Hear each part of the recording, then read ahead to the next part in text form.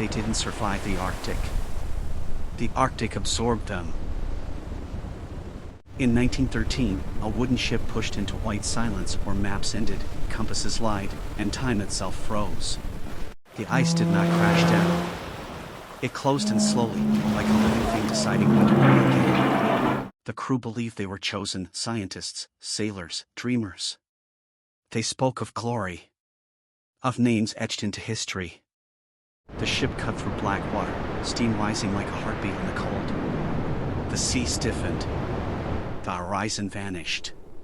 Days became weeks. Weeks hardened into months. The ship stopped moving, but the ice did. It carried them like a coffin drifting across a frozen ocean. Wood groaned. Metal screamed. They rationed food. Months passed, but no clue of rescue. They hunted seals beneath pale suns that never set or never rose. This was the only source of food left. They boiled leather boots until they were soft enough to chew. Frostbite took fingers quietly, politely. At night, the ice sank low, cracking hymns that sounded like something waking beneath them. The frozen lakes were shattering into pieces. They could hear it from distance. The ice started to cover their view. Some men prayed. Others raged. One stopped speaking entirely and stared into the white, as if listening to a voice no one else could hear. 2 years passed. Beards froze solid. Time lost meaning. A few men learned the rules of the ice, how to walk it, hunt it, sleep beside it. They weren't visitors anymore. Men grew weak, their face changed. They still hunted seals for food, but this time with more precision. They learned to walk in ice perfectly. They learned to balance in it.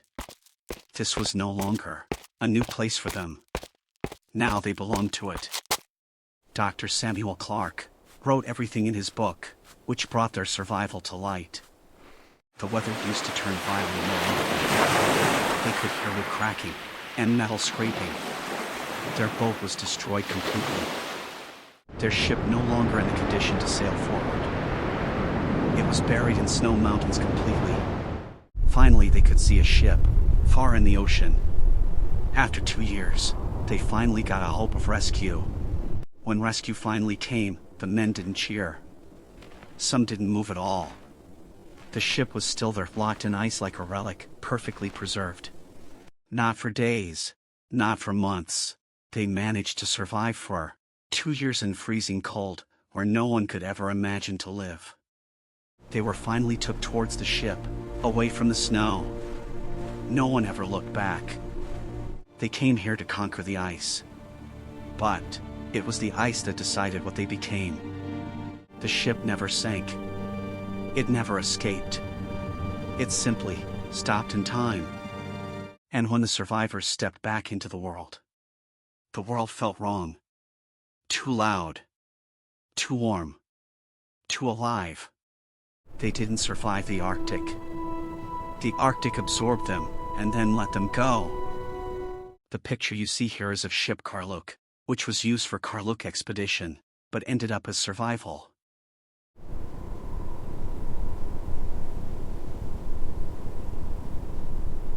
Subscribe One Cut Films for more related contents.